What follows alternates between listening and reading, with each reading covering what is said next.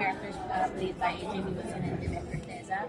So, I'm sure in the two characters, makikita niyo yung sarili niyo in the way they think, the way they react, and the way they respond to certain things.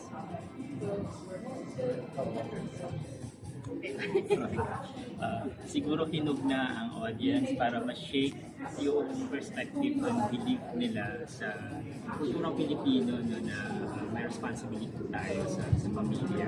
Pero tanong ulit, kailan nagtatapos at kailan yung hangganan responsibility na yun? Yung DLF kasi it's a celebration ng mga playwrights. So, sa panahon ngayon, mas dumadami yung playwrights. So, si Nancy po first time na nagsulat na original.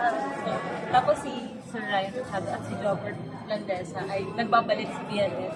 So, itong taon na to ay celebration talaga ng Mandutula. At hinog na sila para makita yon yung mga in-offer nilang bago. Thank you. Thank you po. Thank you po.